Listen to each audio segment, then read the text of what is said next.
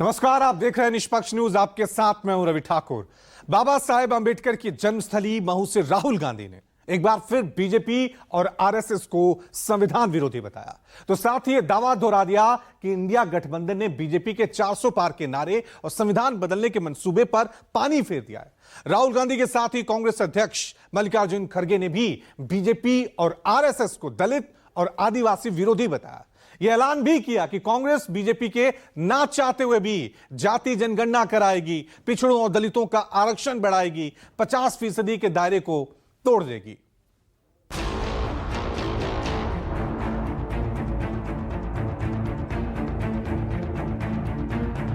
RSS BJP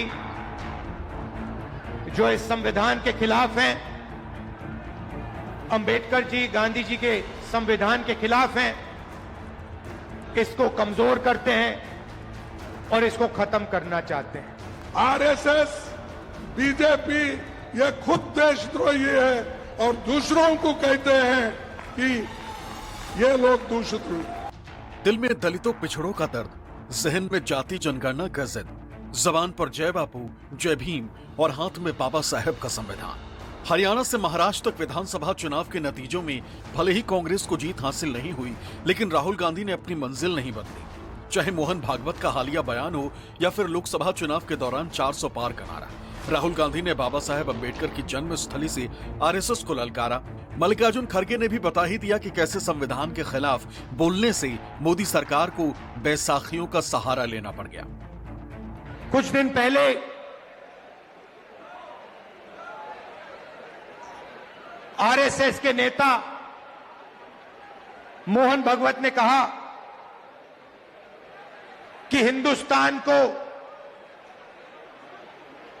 15 अगस्त 1947 में आजादी नहीं मिली, वो झूठी आजादी थी, सच्ची आजादी मोदी जी के आने के बाद मिली। भाइयों और बहनों, ये सीधा संविधान पर आक्रमण है। इन्होंने पहले लोकसभा से पहले संविधान को रद्द करने की कोशिश की।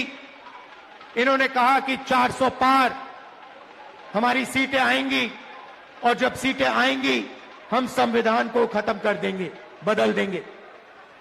उनके सामने इंडिया गठबंधन और कांग्रेस पार्टी खड़ी हुई, हमारे कार्यकर्ता खड़े हुए और लोकसभा में 400 पार छोड़ो, लोकसभा में नरेंद्र मोदी जी को इस पर मत्था टेकना पड़ा था। जब वो अंदर घुसे थे, मत्था टेक कर घुसे थे। इलेक्शन में क्या बोलते थे? 400 पार, अब के बार 400 पार। अरे बाबा, 400 पार वाले तो गए, अब तुम मेजॉरिटी में भी नहीं है, तुमको मेजॉरिटी नहीं मिली, तुम 2 पैर लगा लिए। एक हमारे आंध्रा के चीफ मिनिस्टर क्या चंद्रबाबू नायडू का एक पैर है मोदी को, और दूसरा पैर है बिहार के नीतीश कुमार का। ये 2 पैरों पे ठहरा है मोदी, उसको कोई चुप ऐसा ढकल दो, वो गिर जाने वाला है, ये सरकार गिर जाने वाली। जय बापू जय भीम जय संविधान रैली के मंच से राहुल गांधी ने आजादी को मील का पत्थर बताया। ये इल्जाम भी लगाया कि बीजेपी और आरएसएस के लोग फिर से बहुजनों और गरीबों को गुलाम बनाना चाहते हैं। यही वजह है कि वो संविधान को नहीं मानते। आजादी से पहले इस देश में गरीबों के कोई अधिकार नहीं थे, दलितों के कोई अधिकार नहीं थे, पिछड़ों के कोई अधिकार नहीं थे, आदिवासियों के कोई अधिकार नहीं थे। अधिकार सिर्फ महाराजा राजा के थे। वो बदलाव आजादी के दिन आया था। आपको जमीन दी गई, जमीन का हक दिया गया, अधिकार दिए गए। बीजेपी आरएसएस चाहते हैं कि आजादी से पहले जो था, जहां गरीबों के कोई अधिकार नहीं थे, वैसा हिंदुस्तान चाहते हैं। आज जो हमको कांग्रेस को गालियां देते फिरते हैं, ये मोदी, शाह, आरएसएस के लोग, बीजेपी के कार्यकर्ता, लेकिन ये लोग देश की आजादी के लिए कुछ नहीं किए। ये सिर्फ ब्रिटिशरों की नौकरी किए, ब्रिटिशर के साथ थे। आजादी के लड़ाई में उनका कोई भी भागीदारी हिस्सा नहीं था। राहुल गांधी ने इल्जाम लगाया कि बीजेपी और आरएसएस के लोग चंद अरबपतियों का हिंदुस्तान बनाना चाहते हैं, तो खरगे ने दावा किया कि आरएसएस के लोगों ने महात्मा गांधी की मृत्यु का भी जश्न मनाया था, लिहाजा वो देशद्रोही हैं। बीजेपी आरएसएस चाहते हैं कि आजादी से पहले जो था, जहां गरीबों के कोई अधिकार नहीं थे, सिर्फ अंबानी अदानी जैसे लोगों के अधिकार थे, वैसा हिंदुस्तान चाहते हैं। यह लड़ाई हो रही है। वो चाहते हैं कि गरीब चुप बैठे, एक शब्द ना कहें, भूखे मर जाएं, कोई सपना ना देखें, और हिंदुस्तान अरबपति चलाए। जहां उनको एयरपोर्ट चाहिए एयरपोर्ट मिल जाए, जहां उनको पोर्ट चाहिए पोर्ट मिल जाए, जहां हाईवे चाहिए हाईवे बनवानी है हाईवे बना ले, सारे के सारे कॉन्ट्रैक्ट उनके हाथ चले जाए। पत्रकार के सामने उन्होंने कहा, गांधी जी की मृत्यु पर आरएसएस वालों ने जो हर्ष प्रकट किया और मिठाई बांटी, उससे विरोध और भी बढ़ गया।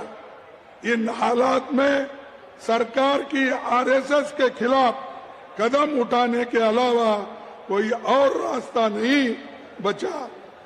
ये वल्लभ भाई पटेल बोले। इस आरएसएस को उन्होंने इसको बंद करने का ऑर्डर दिया।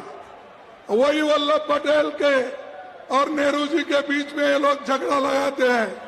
अरे भाई, वल्लभ पटेल ने बोला कि जो लोग गांधी जी को मारे, हमारे नेता को खत्म किए, उनको मैं कभी छोड़ूंगा नहीं।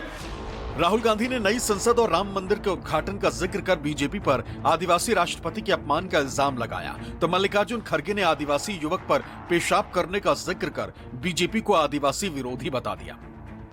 राम मंदिर के उद्घाटन में आपने किसी गरीब व्यक्ति को देखा? आपने किसी मजदूर को देखा, किसान को देखा, पिछड़े वर्ग को देखा? आदिवासी राष्ट्रपति है। आदिवासी राष्ट्रपति को वो मंदिर में उन्होंने जाने ही नहीं दिया, अंदर जाने नहीं दिया।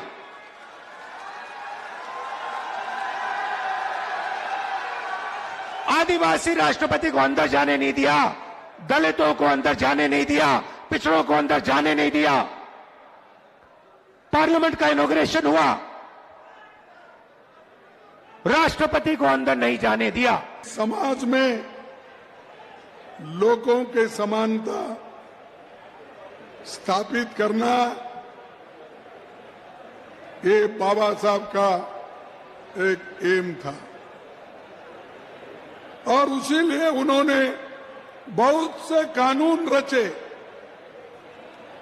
उनको संपूर्ण अगर सपोर्ट किसी ने किया, वो पंडित जवाहरलाल नेहरू जी और महात्मा गांधी जी ने किया।